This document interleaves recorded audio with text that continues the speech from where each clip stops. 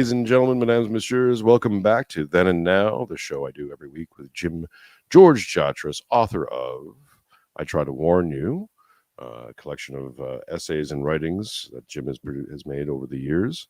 It's a great walk back through history, and I suggest everyone go pick up your copy over on Amazon, Kindle, and many of your other fine bookstores out there. We are joined by Mano, the creator and host of the Study of Stuff. Sorry, let me just fix this chat box. Thank you, Mano, for jumping on. We were saying before we started that originally I thought, oh, we'll have Mano on. We'll talk about the situation in Canada, which maybe we'll get to a little bit. But then, of course, all these other things started happening, including the tragic assassination of Charlie Kirk yesterday. This is on the heels of the tragic stabbing of Iryna in the metro station, and then just a little bit before that was the tragic shooting at the Annunciation church in Minneapolis. So there's a lot of words been spilled recently about about all three of these incidences, and the Orthodox world is responding. Father Josiah Trenham has made an online eulogy for Charlie Kirk. Just recently, Buck Johnson and Father Turbo Qualls did a live stream my morning, your evening. As of today, it's for me, it's the 12th of September, detailing a lot of the notes that I had kind of been putting together. They kind of hit, so I recommend everyone go listen to that after you're done here. So we were talking before we pressed live, and it's a tender subject. Emotions are very high, and we will try to do our best at being respectful to all parties. However, some of the stuff we're going to have to talk about here might upset people, and I apologize. That's not the intent. But increasingly, what I can't shake the feeling now that these incidences, and certainly this new world order that's being created and being presented to us is steeped in the occult. So Providence, Mano's here, and Mano has some experience in that as well. Jim and I have talked privately about the Russia-Ukraine conflict looking more and more like a mass human sacrifice ritual on at least on one end, if not both. And some things you can't unsee. So, gentlemen, somber mood. Usually, I'm much more plucky, but I don't know where we'd like to start with all this. Either Jim or Mano, feel free. Any real thoughts on the recent occurrences? We can start with the Annunciation Church, or with Iryna, or with Charlie himself. You want to go first, Jim, or you want start? Let's start. Yeah, let me go real quick. Let's start with Charlie, please, and work back if we can. To start with, we were discussing before the show. Well, I've heard this, I've heard that. There's a lot of speculation about who did it and what the motivations and why was he the target, et cetera, et cetera, et cetera. And I don't think we need to engage in that. It's all over the place, and we're not going to add anything with that. I do think we just take it for granted that this almost certainly was an organized hit by somebody very proficient. This is not just your deranged lone gunman, or your MK Ultra plant that somebody who knew what he was doing, both in terms of the execution of the operation and then his extraction, seemed to be there. And then we can speculate about what those motives were. But I think the effect is going to be that not only is the polarization of this country getting past the point of no return. And I know a lot of people are wringing their hands. Oh, why are we so polarized? Why, can't we all just get along? Stop that, because it ain't happening. We're all going to all get along. That's done. It's over. Some people want to say it's both sides. I don't think it's both sides. It's overwhelmingly from the left. And I think more people on the right are saying, screw it. And, now what they'll do about it, I don't know. My fear is that this will normalize on the right something that has probably been coming along anyway, where the right will say, you know what, we don't need so many damn freedoms around here. We need more surveillance. Let's get that Palantir out there. Let's get everybody profiled. Let's get everybody in the database. I think it was a congressman tweeting that anybody who says anything positive about the killing of Charlie Kirk should be permanently banned from all social media. So much for, the right, responding to its being silenced and canceled by the left. I just think that part of what's going on here is by the way, Mano seems to be frozen up there. What part of what's going on here is that the agenda for more and more regime control, no matter which side is controlling the regime at the moment, and really whether that's much difference between the two sides of the regime, is going to be advanced very, very significantly by this. And I think also, and I think this then relates back to Iryna and some of the other things we can talk about, it's also forcing everybody back into their, left, right, Republicans versus Democrat camps, which sort of, again, is just fraught with possibilities for manipulation by the people who really run things. I think Matt, I just had to jump off to refresh. Jim, you're stuttering a little bit as well. I don't know if you have any open tabs you can close and see if that fixes things a little bit, or else the internet demons are back. We forgot to say a public prayer. There we go. We should have done a tech prayer always, but tech prayer. Yeah, Sorry about that. Undoubted. I don't know. Did you hear all that, Mano? Or I heard most of it. Mano, I think. Show's over. I'm all done. It's all done. Okay, good night. Good night, everybody. You guys. I time traveled. I'm out. Yeah, I think I heard most of it. I was trying to pay attention and reset my computer. I don't know what happened there. My apologies. Yeah. What were you saying, Jason? You were saying something before I popped in. Oh, just to build off what Jim was saying. Yeah, I think undoubtedly the hit's professional on Kirk. We can't say the same thing about Iryna. Of course, with the Annunciation Church, speculation abounds about the nature of, so something we said about in my series with Friend or Fed, and this is a direct quote from Matthew Erickson, shout out to Kingpill, is that you don't have to be on the Fed's payroll to be doing the work with the Fed. And I think quite often with some of these shooters or some of these violent actors, they're doing the work of an agency without really knowing it. They're not being contacted. They're not, an op or an agent of any kind, but they are still working for let's say a greater goal that is, I think, starting to come into more clarity. I've resisted that sort of. I've said this many times on the show, and in many ways, it's still very true that I'm not a race realist, and this isn't really what my work goes towards. But increasingly now, they're forcing this into racial lines, into racial, gender, sexual lines. That they've politicized these fundamentals of humanity to such an extent that it's almost impossible. It's getting very, very difficult, let's put it that way, to talk about these things and not talk about these things in some sort of racialized tone. Like it's now gotten to that point. I think the opposite is true, but I'll let Mano weigh in first, and let me tell you why I think that's exactly the opposite of what you just said. Yeah, I fully agree. This incident clearly looks like it was orchestrated by someone that actually knew what they were doing in terms of shooting, how they did it, all of that, the way it was executed. It did seem that there was it wasn't just like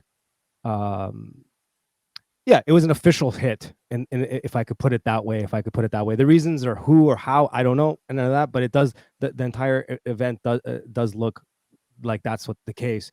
As far as like the race stuff and all that, to kind of look at the last couple of months and like kind of zoom out and look at it all, there's been a build up towards this. Like even if you go back to like when Nick Fuentes really started to pop off a little while ago, it was all based around that narrative of the race stuff, dropping the N-word and all that stuff, and looking at all the statistics in terms of the crime that's going on, and then being honest about the statistics and actually having an honest conversation about where we're looking at it. how we're looking at that information, how we're analyzing it. So this builds up to this moment where we have these two incidents. There's many more, but with the two throat stabbings, the stabbing and the shooting. Sorry.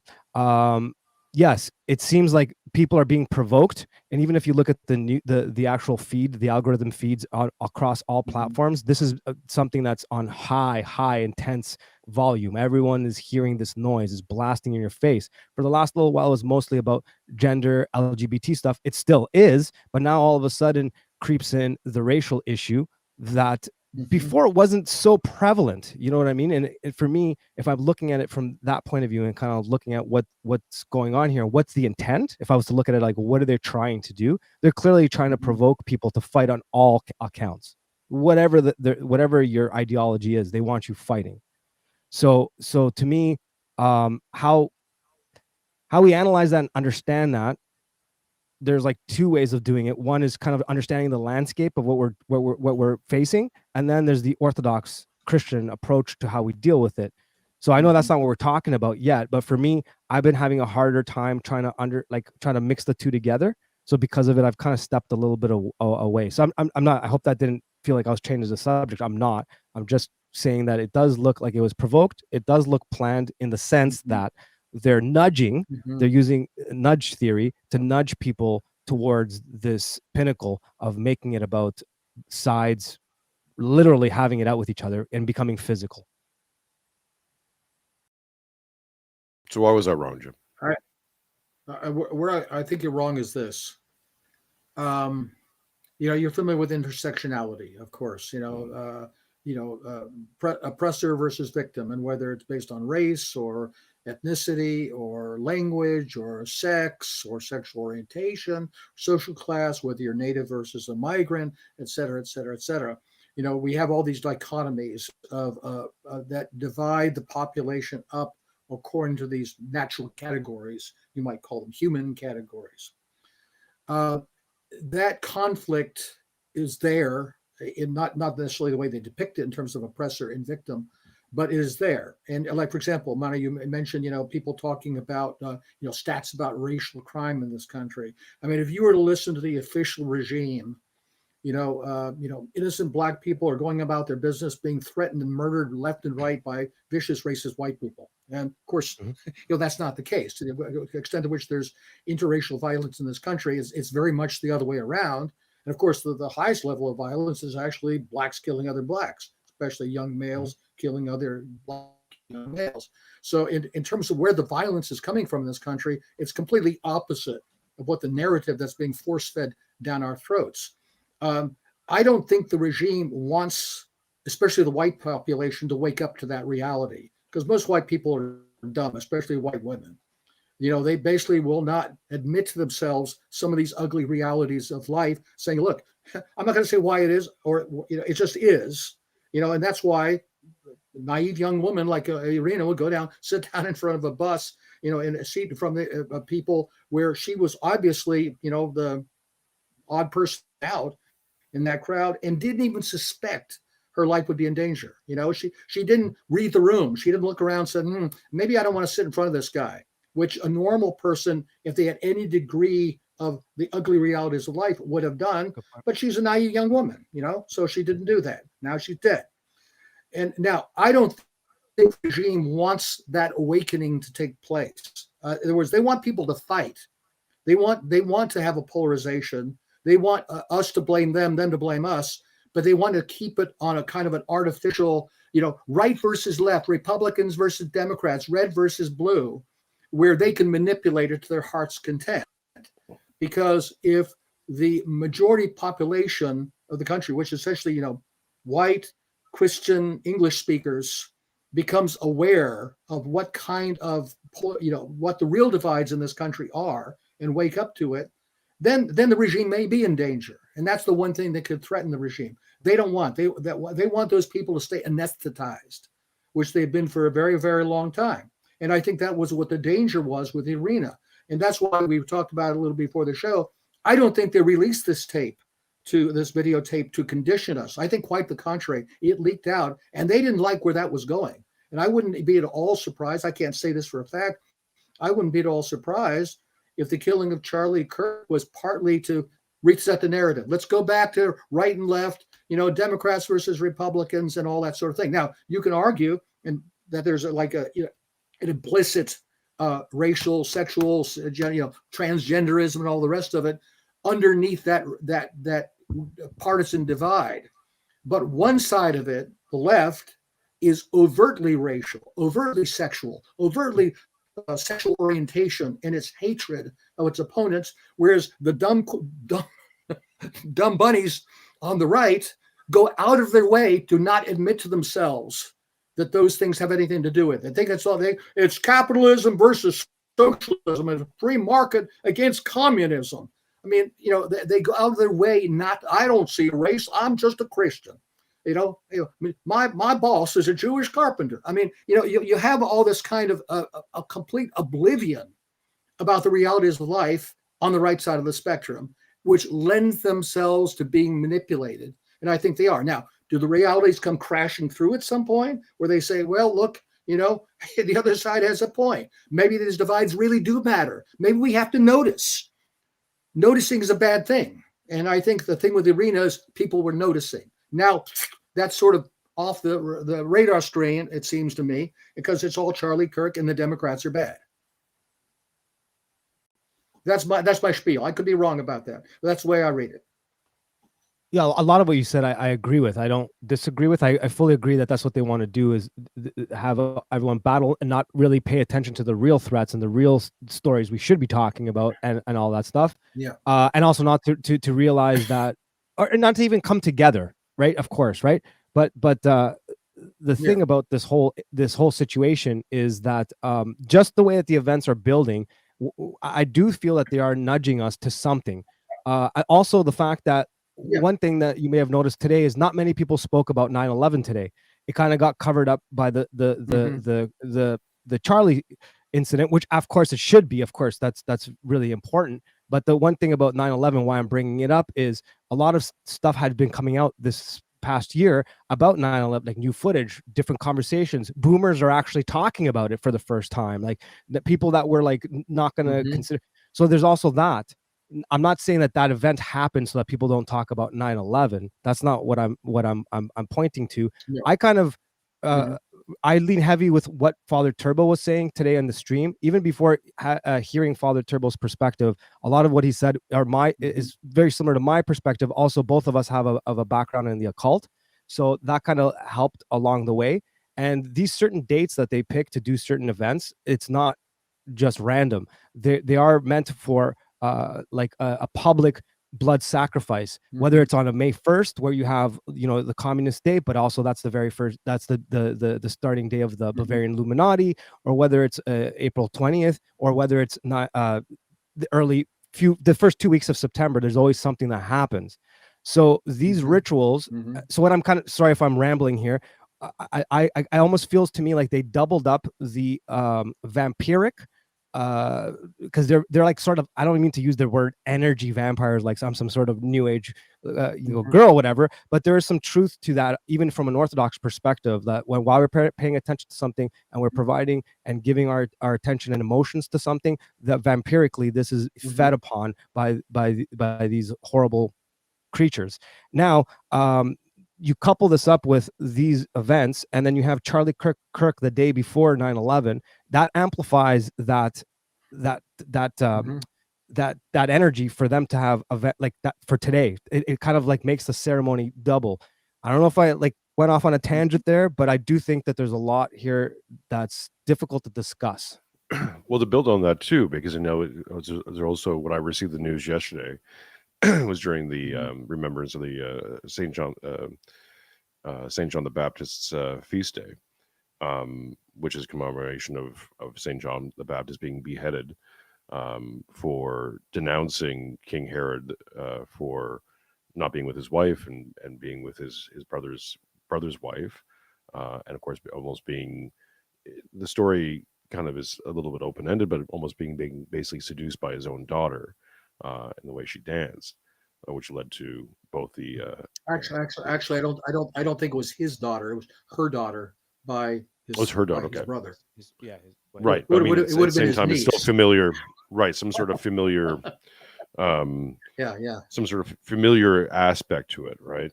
And of course, this leads to Saint John being locked up and then murdered, and his head being presented on a plate. I don't think these, again, I don't think these, when you look at these timings with the Iryna thing situation, especially because my first reaction to it after the initial kind of shock of the video was to think, okay, who released this tape? Why now? There could, because you released it's the same thing I thought about with George Floyd, right? Because if you remember back before that whole incident happened, they've been testing it, they've been priming it, or trying to find the story that would get everyone sparking off. There was a story of the black jogger who was killed because he was apparently just jogging through construction sites, and that they tried that one and it got a lot of media play, but it didn't fit the bill, right? Didn't do it. You could either say they're priming you for it or that one didn't spark, but George Floyd did, and when it did, all attention in, right? I feel the same thing with the Iryna one. You could have released any footage of a black or person of color, let's say, attacking a white person, a white lady. In the aftermath of the Iryna story, my timeline got filled with people going, and then there's this one, and there's this one, and this one, and this one, and this one.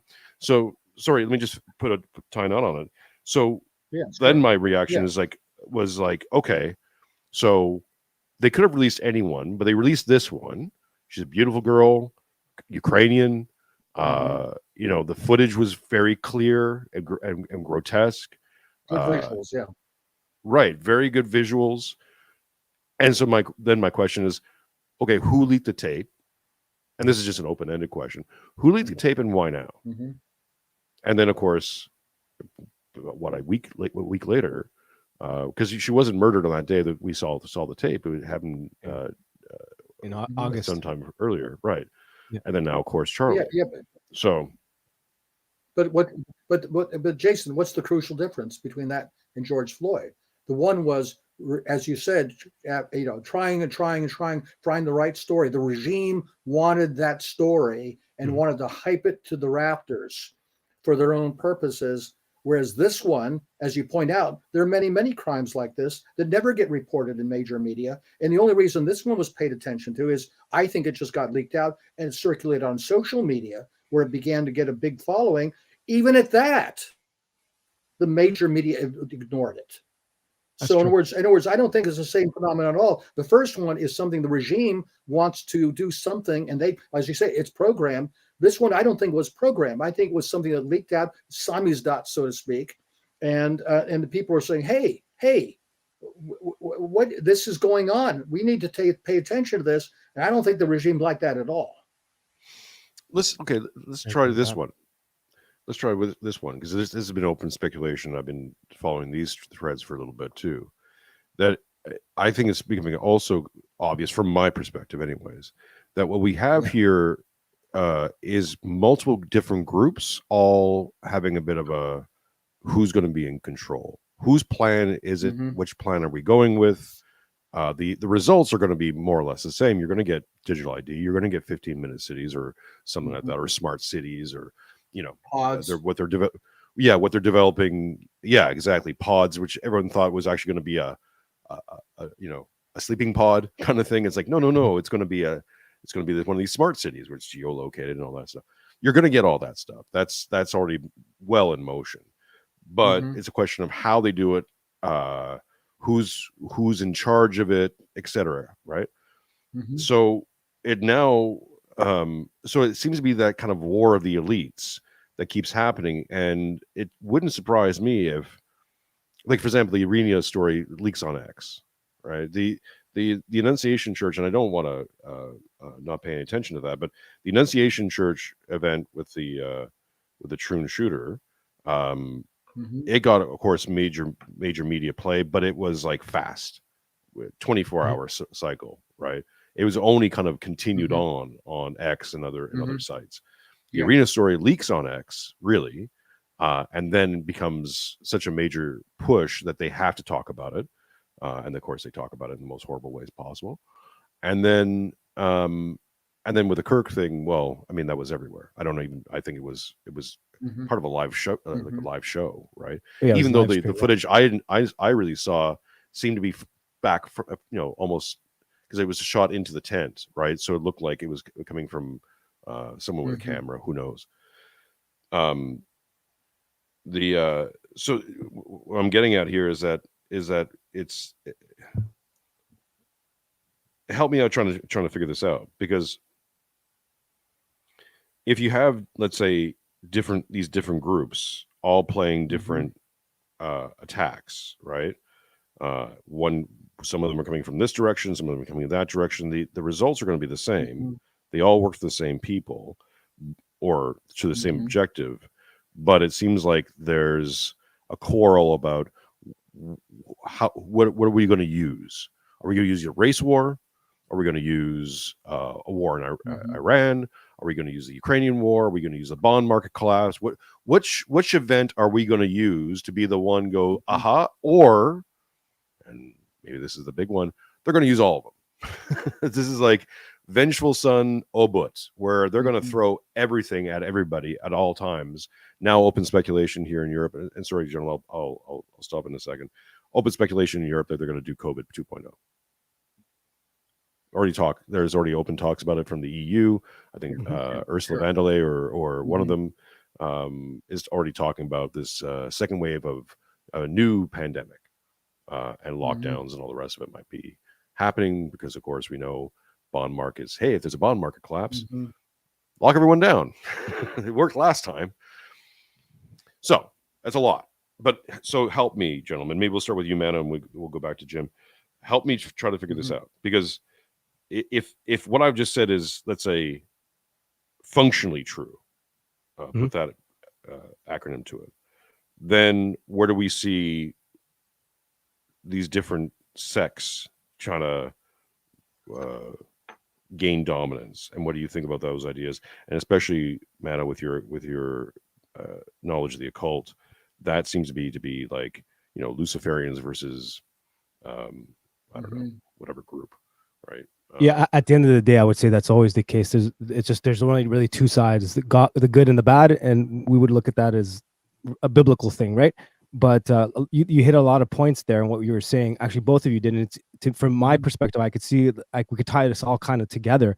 There isn't like, yes, the elites might fight within them. They might have infighting, but ultimately they agree on the ultimate goal, because that serves them best, and they need that to happen. And it's a must. It must happen, whether it's like from 15-minute cities, put full on digital IDs. We all know what the list is, right? And that's their biggest goal. They're clearly pulling it off. They're trying to, at least, and we're watching them do it with everything that they're pushing through.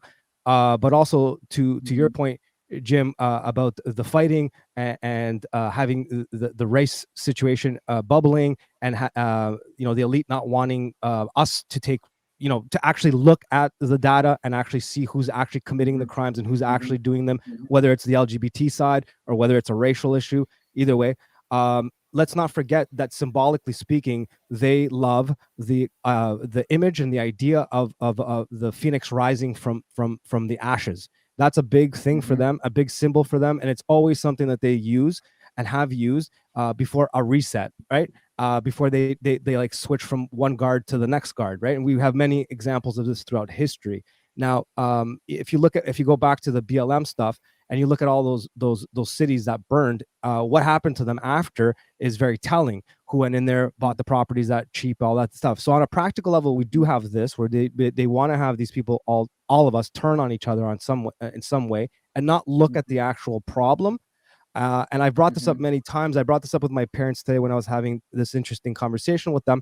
The two examples I can see in my life where left and Mhm. right and just humanity kind of stopped and said, we're kind of on the same page here for the most part, was the original Occupy when it originally happened. That was the first time in my life I went to a Mhm. protest and I saw a communist right next to a far right guy, right to the. Everybody was together and everybody stopped fighting and they looked at the banks and said, "We need to deal with these guys." That scared the pants off the elite, and that's why they started to push all of the culture war stuff, which culminated to the point where we had the 2016. Trump goes into office. Now it sets everything off, right? And then you fast forward to the trucker protest, which I'll never stop talking about. Not because I'm Canadian, believe me, I'm not interested in Canada. I want to get out of here. But I'll say this country of like this country of pacifists, whatever you want to call Canadians, like a lot of the stereotypes are real. They'll turn over and they'll just do whatever they want. And they'll obey at all. They might complain, but they'll just go along. These people are the ones that stopped and organized something, and the entire populace did this whole thing, and then it spread throughout the world, right? To what happened in Germany and with the Dutch and in the U.S. and all that stuff. That scared the pants off of them too. What was the goal of that? To stop the ID, right? Up until that point, the digital ID was in place. Like here in Canada, you couldn't go a lot of places without having it, so it was already in place. So my point being that I agree with you. They're 100% terrified of us figuring this stuff out, right? And they're going to do anything they can. So to your point, Jason, when you're saying, are they going to use race wars? Are they going to use World War III? Are they going to use this? I think they're going to use a splattering of all of them, and they're just going to see which one sticks. They're hoping for 2 or 3 to stick, because let's not forget the financial situation, not just the bond market in general, is about to tip. Also, let's not forget that the feds might drop interest rates on the 14th. That's in 2 days, 3 days, whatever it is, right? And then they might continuously do so. They don't have a choice, the feds. They have to do this with that, what they want. So anyways, I don't want to go too far into changing the subject into that. No, it's all related. And I think it's one of the things they don't want us to look at. So I've learned from my point of view, whenever something stays in the news cycle over and over and over again, obviously they're okaying it, they're pushing it, and they're condoning it, and they're nudging us to that point. So either way, any way we kind of approach this subject, the goal is not pay attention to what's really going on. Don't look for real solutions. Fight amongst yourselves while we go off and do this whole thing over here. And by the time you notice what's really happening, you're stuck in a 15-minute city because you have to collect the UBI, and you can only do that with an app, for example. Before we go any further, let's just do a few announcements. Jim, you're going to be part of a conference panel talking on geopolitics over on over at expatmoneysummit.com. Links in the description below. That's being organized by Mikhail Thorup, also Canadian expat, and Mark Clare, big friend and fan of the show. So we've gotten Jim on the panel to talk about geopolitics. The summit this year is going to be focusing mostly on Central and South America. When we're talking about 15-minute cities, like things like Prospera happening in Honduras, and what's going on in El Salvador, and many of those other things, it's changing around. But hey, maybe you can make some money off of it. So go check out the summit, expatmoneysummit.com. Links in the description below, and Jim will be there. Yay! Yay! Representing James. I almost call you James. I'm gonna sound clip that Jim's yay and use it on my soundboard. Of course, yay! Of course, go check out Fox and Sons Coffee. If you like some great coffee made by some great people, it's a family-run business. Fox and Sons, FOXNSONS. Links in the description below. You've used coupon code NOW. You get 15% off orders of $30 or more, and orders of $40 or more gets free shipping anywhere inside the continental United States. So go use coupon code NOW. And of course, Steve also throws some money my way occasionally. So shout out to Steve and his fine family. Also, with the Expat Money Summit, the tickets are free for most of the events, but if you wanted some VIP packages, go check those out. And of course, you can use coupon code NOW as well to get 20% off the VIP packages. So go do that and help support the show in any way you can. And I've seen some people sending some super chats. Appreciate you all. I'll read them out at the end of the show. There's a goal up there on YouTube, but if you're watching this in the future, there's of course links You can send over to Streamlabs or PayPal and help keep the lights on and Mrs. Marinchuk happy, which is what we're all really trying to do at the end of the day, folks, aren't we? And help me help her, which helps me because then I don't have to hear it all from that. So help support the show any which way you can, and I truly do appreciate each and every one of you who does that. Okay, Jim, where do you want to take it? Who was that? Your fellow Canadian Dana Carvey. I'm getting verklempt. Fight among yourselves. Chickpeas and neither chicks nor peas. Disgust. It was Mike Myers, actually. It was Mike Myers. Oh, yeah. Mike Myers. You're right, Mike Myers. Yeah. Yeah. The Civil War was neither civil nor war. Discuss. he was imitating his mother-in-law. That's his mother-in-law. He was What's he? doing an impression of. Getting Yeah. verklempt.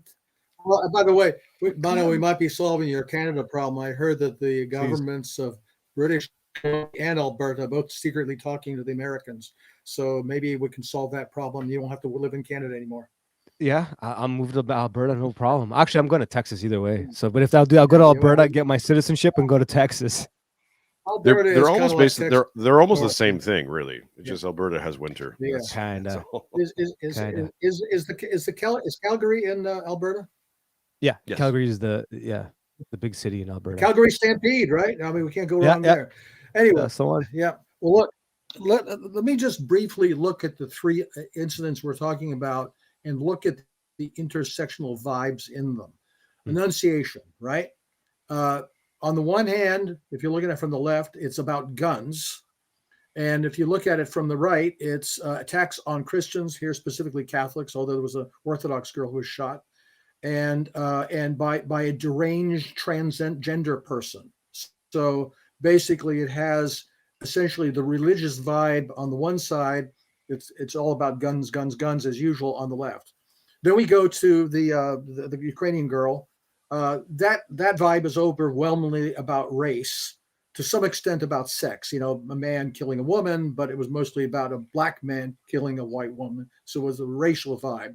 And as I say, I think that's the one, in my opinion, the regime wants to avoid. I don't think they want, at least explicitly, any kind of racial conflict, because that really threatens the regime, given the numbers that still exist in this country. I mean, we ain't South Africa yet. I mean, that could bring the regime down if it goes that way. And I don't think they want that. I think they'd rather do what we have now with Charlie Kirk, is to leave all those issues kind of implicit. Yes, of course, we understand most white people vote for the Republicans, most black people vote for the Democrats. You know, we know how the Hispanics and Asians split up. We know the differences between, white female voting patterns if they're married versus if they're not married, and so on and so forth. So you have all those implicit distinctions, but they stay implicit. They stay below the surface under formal political labels where they can be manipulated. So I think we have all of these things jumbling around together, but the question is, how does the regime manipulate them? And I think the Charlie Kirk thing is tailor-made for that. Again, we can, hey, look, I don't even rule out that there could be somebody on the right who did this, knowing what the reaction is going to be. Hey, I know we always accuse the left or the, whoever, or the, all sorts of people, MI6. Hey, wait a minute. Maybe it was MI6. Who knows? I'm just saying that false flags can come from any side, especially when you ask the question, cui bono? And does the civic right benefit from this? Perhaps it does. I mean, I don't put things past anybody these days. Well, okay. I mean, I think the distinction between left and right is now gone to there. It's a useless. I understand the categories, and we can use them. I think it's useless.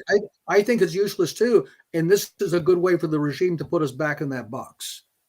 Go back to left and right, left and right, red and blue, blue, blah blah blah.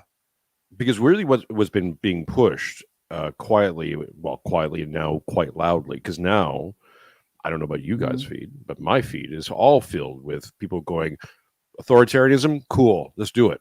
Like Palantir, just use Palantir. Let's find this guy, right? Yeah. Because what I find it very interesting, and please chat update me as the time of the stream. They haven't released any identities. They had arrested two suspects right after the shooting, but I think one guy apparently was telling the crowd it was me, and it wasn't him. But that might have been a distraction method for whoever did this to get away. Yeah. And again, I'm trying to not get into too much speculation, but as of right now, I don't think we've identified any suspects, any firm suspects, any possible government. I think the police chief or someone related to the event came out and said that this feels like a professional job and is suspecting international forces, but left that dangling. So we have no. Kenneth Wells says there's a kid they're pinning it on, but they haven't arrested him yet. This is the same thing with the Trump assassination, the failed assassination of Trump, right? Like they pegged a kid, but then there's a whole bunch of like weirdness, right? Because they actually had like a dead shooter at that event, but then everything got very vague, and you know his connections to who and what, and well, you know, why do we want to dig into that? Why do we want to bring up the past? You know, this is the kid's name Lee Harvey Oswald? Right. I mean, you know, they can only find Bob Patsy. Look, I've been expecting all along for them to find the Patsy, the lone gunman. You know, I mean, why not? Yeah. Who just happened to pull off a professional hit, you know, after being in a shooting range for 12 days before that, right? It's like exactly, that's right. The and learning how to operate the flight simulator. I mean, right, yeah. You take a year of flight school, you can totally just pilot a 747 into some totally. Sure. Are you questioning the narrative, guys? What's going on? No, I'm just I'm fully with you. I think that's totally plausible, and that's exactly how it happened. I mean, why are we even talking? Yeah. I believe the latest thing. Implicitly, and explicitly. Yeah, so explicitly. Okay, explicitly. Where were we going with this? Sorry, guys, my mind's going. My mind's going in 12 different directions all at the same time. So I'm trying to herd cats here. No worries. While you're doing that, can I just bring up something real quick? It's not even like a point. It was just kind of something that certain things kind of have a scratch. I have to, have an itch. I have to scratch it sometimes. But with this Charlie Kirk thing, I've kind of put a pause on it for myself just to kind of give it a minute because of what's going on. But I can't help but thinking, the way that first of all, they did it on a live stream. Like, this could have been done any which way, right? I think all three of us agree that to some degree this was planned. I think we can all agree this, and it was a little bit more official than just some random dude, some trans person doing their thing, right? So if we agree that this was planned, they chose to do it on a live stream, right? And also you got to see the full impact of the bullet, right? Like how many usually when you see these things, usually they don't on mainstream stuff or like semi-mainstream, they don't usually put footage like that out. Usually it's like they'll say, go hunt it yourself. But that was everywhere because I was obviously on a live stream with many different angles. And it was one of the most graphic things I have ever seen personally. I know that from a lot of people, like it was disturbing. Both sides, left and right, were commenting on how we're just like desensitized and watching this. That was even the people that were partying for this, and God have mercy on them, please. But even they pointed out the fact that we're desensitized to the violence. So my point being is like, A, they chose a live stream. Clearly we see this as like a real hit. And then C, you got to see the full thing. Like that was, and then they put it out there that way. I found that a little strange because usually they don't do that. Well, so even like Iryna, even Iryna, I haven't seen that degree of it's all been pixelated, and blurred. But this one, very different. With her though, I had to go hunt to find the actual footage, and it was really difficult to find. But you can find it. But that's the point. Like it wasn't everywhere. But with Charlie Kirk, everywhere, and it was one of the most gruesome things you've seen. Well, I mean, I think here's one bit of speculation that I think rings true is that I think that's what they were trying to do. That was a plan for Trump. Yeah. Right. I'm sorry, say that again. And so I think that was the plan for Trump at Butler. Because it certainly makes sense why they started off the RNC event with a Hindu prayer, because I think they didn't expect him to be there, and it was only a few days after the event. They couldn't reschedule everything, so they just went with what they had scheduled. But I don't think they planned on Trump being there. I see. Okay. So maybe this is Trump 2. You talking about the Republican National Convention? Yeah. That was a Sikh prayer, not a Hindu prayer, I think. Oh, sorry, pardon, but I mean, what's that got to do with Trump being there? I don't get it. Because open speculation here, of course, in Minecraft, is that if Trump was unable to attend that event, then the presumptive nominee would have gone to what's her name? Name just flew by me. Nikki Haley. Nikki Haley. Yeah. She's not. Well, I think she's a Christian. At least she calls herself one. But she's also born in a Hindu family. Yeah, but of Indian descent. Interesting. Yeah. It was very pro female, pro Hindu, Sikh. Sorry, I don't want to mix my magical brown people's religions and ethno groups, but we lost Mano again. As soon as you said magical brown people religion, he disappeared. I had that effect on people and on technology. Apparently. I know. It's terrible. I don't know that. Laughing at your joke there. It's like, As soon as you said magical brown people religion, you disappeared. So I have to represent the brown people, man. I should have some glitter. Just throw some glitter occasionally. Or colored powder. It's Diwali. Yeah. Yeah, I can go to my neighbor and get some of that. It's magic. Yeah, well, remember him? By the way, if Trump had been eliminated, I don't think Nikki Haley would have been the nominee. She had the only one with significant number of delegates, but frankly, I think the convention would have acclaimed Vance as the nominee. I mean, possibly, but I mean, I also think that a Haley versus Kamala ticket for if you're following from the Plan A's, right, the Plan A people, that would have been your AB, because no matter who wins, doesn't really matter. You can have no election interference. You're like, we don't care. It's a win-win-win-win-win. Yeah. Don't blame me. I voted for Kodos. Right. Whereas if you get Vance in there, then you get basically Trump 2016 all over again. Where they're just going to play. Wait. You missed the connection though. Vance's wife is Hindu. This is true. So listen. We got multiple. We got as many angles as Kali has arms. Well put.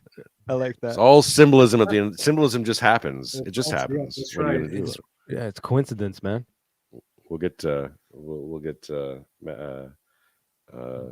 oh gosh, we'll get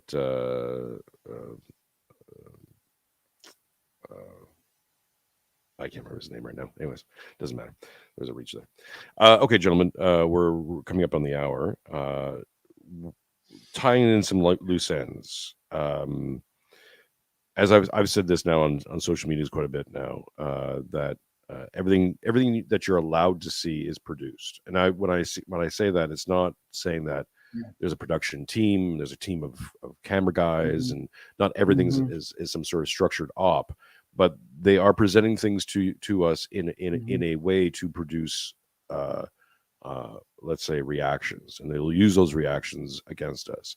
This has been really my warning with the Vengeful Son, is that one, that's going to feel good, and two, once you enter into a world of violence, you're entering into their sphere. I think John Lennon once said this. which is about peaceful protests, is that as soon as you become violent, then they know what to do with you. If you're peaceful, they don't know really what to do with you. But if you're violent, oh, they know exactly what to do with you. And I mean, we saw there was with the trucker protests, right? Canada did everything they could to try to present these guys. I think they said they found a gun in one of the trucks, and you know, these guys were secretly violent and stirring up violence in the streets and all that kind of stuff. They always have to go to that violence so that the next response is, well, violence. And the government has a monopoly on that, and they're quite good at it. So maybe we can speak on that. Is that maybe final warnings for people? Because I know a lot of people are stirred up. I know a lot of people in the Orthodox world are stirred up and are having a hard time with this one. You know, Charlie Kirk, I was kind of sleeping on his significance really for a large generational population. I've started hearing this firsthand, and then of course with when Father Josiah Trenham talked about it, he talked about his daughter making him aware of Charlie Kirk. So I think these impacts are generational and seismic. For many people, this is their JFK, this is their 9/11 for the Zoomers. So maybe we'll speak on that. So maybe let's say final warnings or cautions about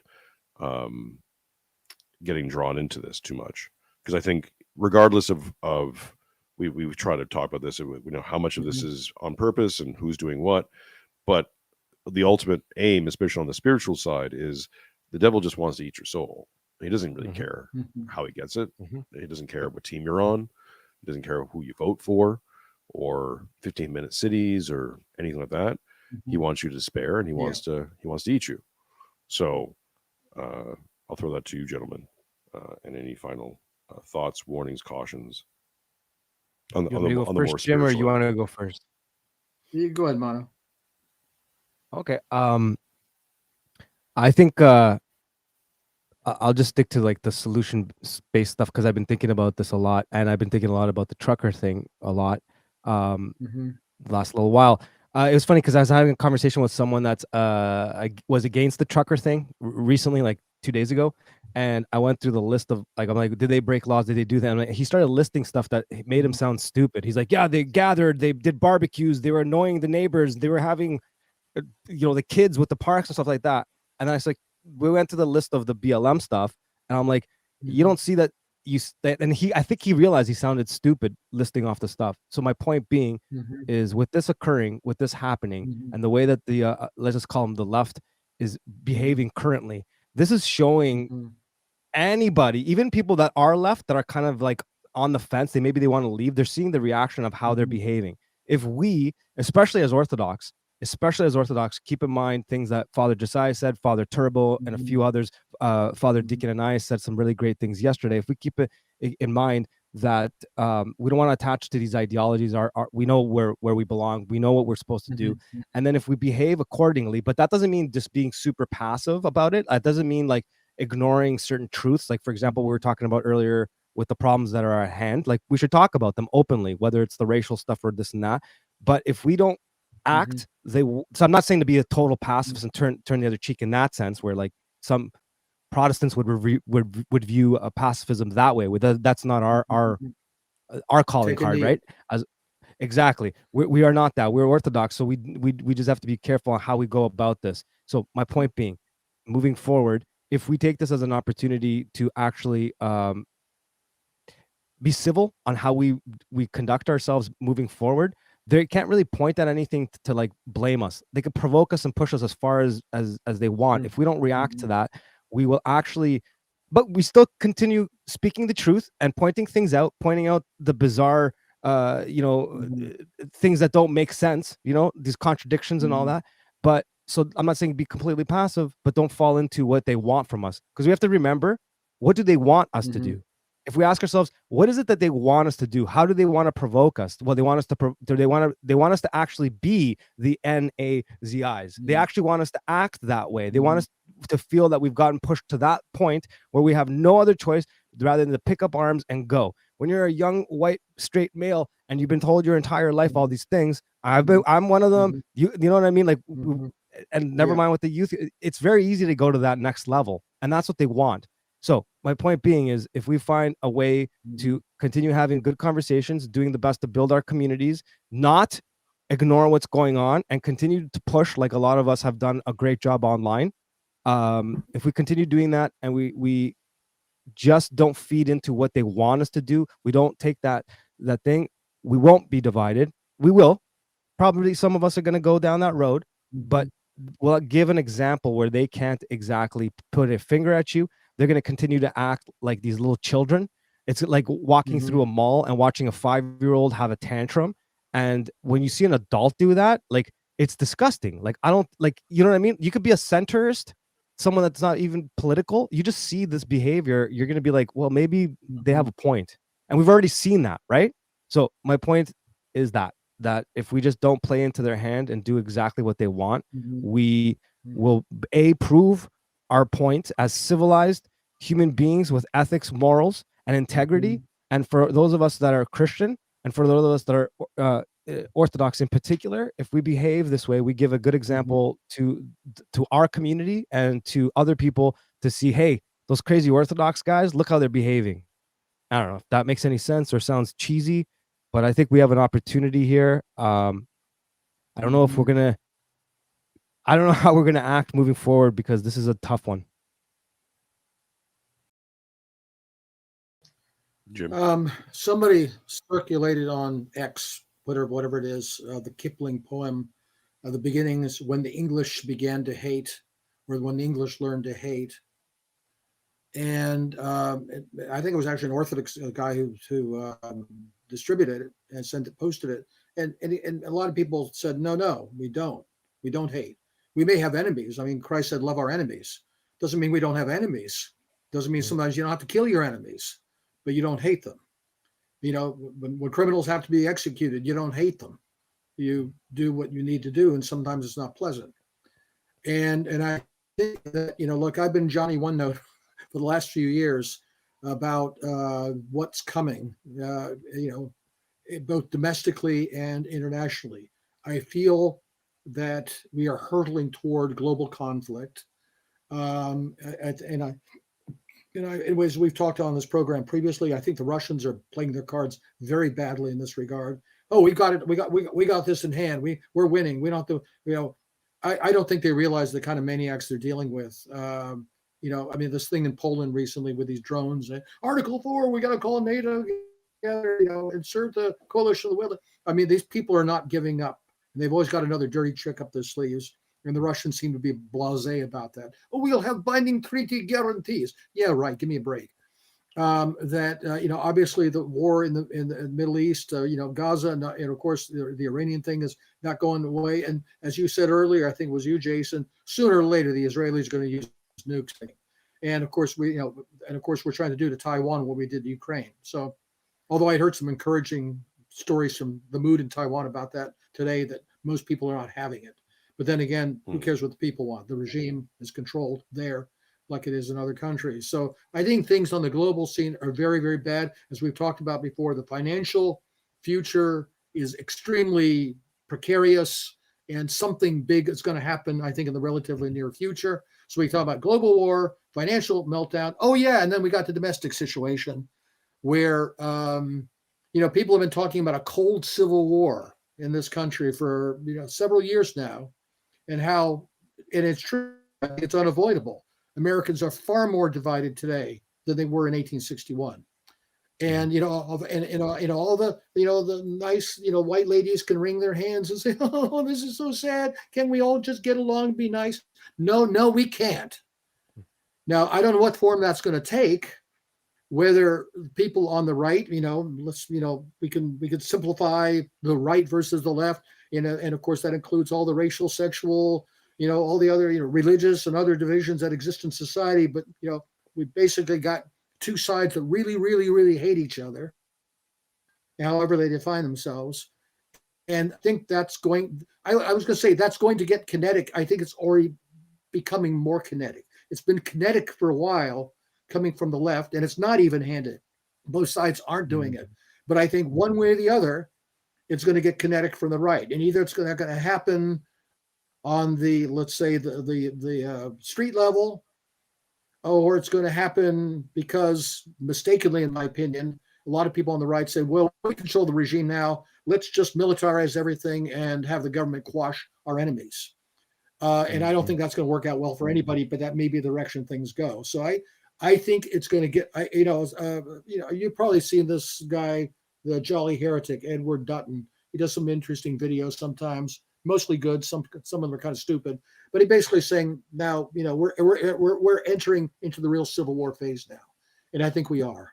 And I don't know how it's going to unfold, but I don't think it's going to be pretty, especially since it will dovetail with the other things internationally and financially and all the rest of it. Yeah, we'll just read out some super chats and we'll wrap it up here, boys. Kenneth Wells, $5, $5 from Kenneth Wells. Thank you so much. $2 from Mela Forte as well. Appreciate you. And Kenneth saying tech demons are always annoying. Yes, we've been besieged this stream. I don't know why. Everything was fine before we pressed play, and then of course, this might have something to do with Brody Alexander says keep getting ads for this stream during the stream for history of Jews in Israel. Third time now. Wow. It's Jim's fault. We love the Jews. We love them all. Just every single one of them. We love them, love them. Muslims and Jews are Abrahamic brothers in the faith. Exactly. And even though we didn't hit the goal, I did say part of the goal. Hey, ask a Roman Catholic. We all worship. We all worship the same God, anyways, isn't it? We all worship Kali. Yeah. I've seen many Roman Catholic channels saying that Jay Dyer got destroyed in that debate. So we'll just trust them. Of course. Destroyed. Really? Destroyed. Yeah. It was brutal. Brutal. It was brutal. It was. Well, this is a side quest, but just to throw some red meat to our Roman Catholic brothers, because this, as we do. Jay made a statement after that last debate with Tim Graham, I believe his name is. Jay said, he's kind of done with. The third one he did there on the one on Rife TV. On Elijah Schrafer's channel. Jason, he's more or less done with the Roman Catholic debates because he's realized that there's just this thing that they can't see, they can't understand it. It's no matter how much you debate them or you put the literal facts in front of them, they're going to just not see it, not understand it, look away. There's a disconnect there that at some point it's just like, well, all right. We've done. Jay's done his best, and he's did his best on 3 different occasions with Timothy Gordon. Thank you, chat. Gordon, that was yeah. So, anyways, sorry, can I just throw something in there? That's a conflict for another day. Yeah, go ahead. So, sorry, I know we're trying to wrap things up, but you made that to your point there about the Catholic that Jay made, that there's like kind of almost like no point, like you're gonna hit a brick wall. I've kind of hit that with a lot of subjects personally. Like I hear someone say something about this, and I'm including like left and right. Like there's certain subjects that'll come up amongst Orthodox brothers that I'm like, just like there's no point. Like I don't want to, you know what I mean? So I think we've kind of hit that throughout society, which is really creating more of that rift, because both sides I think kind of feel like that. I'm not defending anyone on the left in this case, but I'm sure to their degree they think the same of us, so to Jay's point, I think that's like a global problem. Well, other people have said this, but to kind of tie it in is that Charlie Kirk famously said that when the talking stops, the violence starts. And I've been trying to tracking that for the last 2 years now. It's like not just the violence has already started and it's in the hearts of man, but it's also that I think the talking is over. Like I just had this moment in voice chat yesterday where I was talking to someone, they're talking, they're saying I'm presenting my position, they're presenting. I'm like, you know what, I'm done. Like, sure, okay, whatever.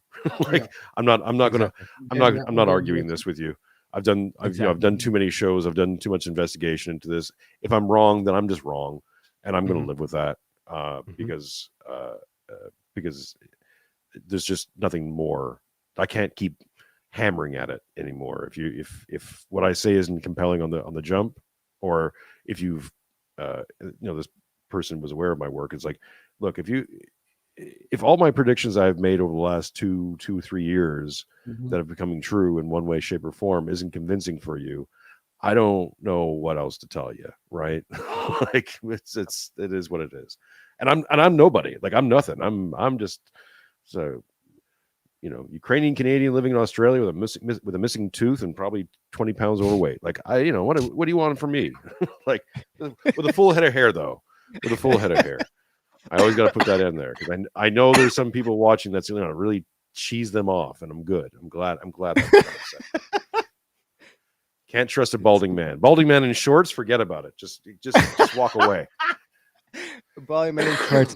That's got to be an emoji for your chat, man. You got to make that into one of those. Gentlemen, let's wrap this up. Thank you so much. Always a pleasure to have you both of you gentlemen on. Mano, let people know where they can get you and get a hold of your stuff. Sure. The best place to go, borednomore.net, or please support us on our YouTube channel. We're trying to start things up again and kind of build that up. So the study of stuff, everywhere. And of course, Jim Jatras. Trying to warn you. You did. Still trying to warn us. Still out there warning us. You can find me on X at Jim Jatras. Especially right now would be good. You can see all the people insulting me because I'm not respectful to the abomination of desolation and his consort. So join in. Mannish men, and effeminate men and their mannish women. Yeah, mannish men. Yeah. I just want to say one last thing. Thank you for having me. I really appreciate it, gentlemen. And I really enjoy what you guys are doing. I sent Jason a message. There was a month or two ago. I really like the direction everything's moving, and these types of conversations that you guys have are a necessity. And I just wanted to thank you guys for what you do, and thanks for having me on. Thank you. Thank you, man. I appreciate that. Ladies and gentlemen, of course, I am Jason Marinchuk, host of Marinchuk Now. We got so many different shows, I can't keep track of them sometimes. But at the end of the day, we're a new episode with Adam Patrick coming out. I was going to plan on Friday, but I think it'll be coming out Sunday around 8 p.m. Eastern Standard Time. So go check that out. Of course, live shows. More clips will be coming out. I'll be working on that. And I'll be back with the live shows next week. And of course, That and Now, this show. And with Jim Jatras. It's always a pleasure to have all y'all in the chat. Appreciate you. Please support the channel any which way you can. And we will be back very soon. I am Jason Marinchuk, and it's later than you think.